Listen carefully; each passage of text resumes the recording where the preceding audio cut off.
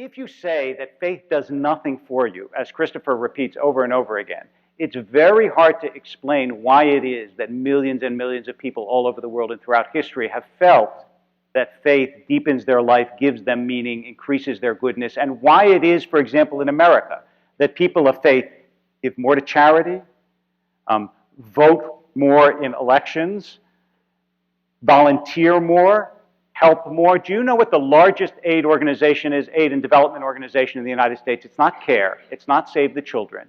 It's a One World, which is a Christian organization out of Seattle, which not only gives millions and millions and millions of dollars across the world, but sends people all across the world to the most beleaguered, helpless places, and they do it because they believe they're called to do it by God. It's just not true that having faith makes no difference in this world. It makes a tremendous difference, and the vast majority of that difference, not all of it, but the vast majority of that difference is for goodness. Let me put a question then, if you'd be so good. The rabbi feels in a sandwich, and I don't mean for you to feel in a sandwich. No, so let me put this to you. Oh, that's okay. Christopher, what about the solace of faith?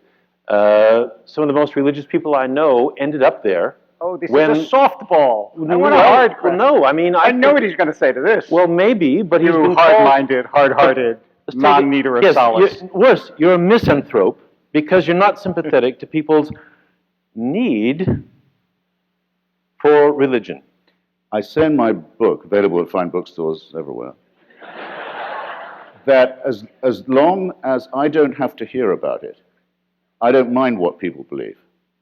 If they say, well, thanks to Joseph Smith and his gold plates, I have real faith now, and I've got a family, and I have friends, and I have a real system, and so on, I say, fine.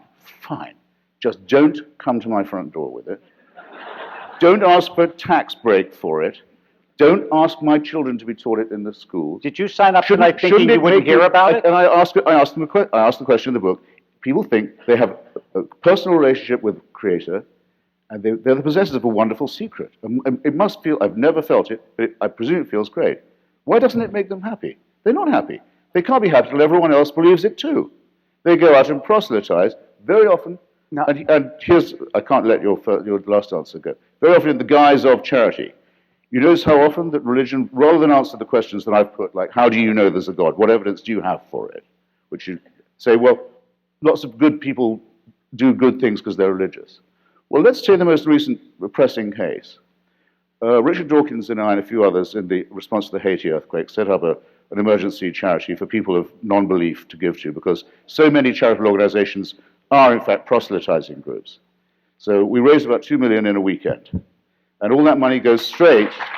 And by the way, thank you. If you go to Richard's website, you can find out more about how to donate to this, because it's permanent. It's going to stay in being. All that money went straight to Doctors Without Borders, of course, and the International Red Cross, which, though it has a cross, isn't a religious organization.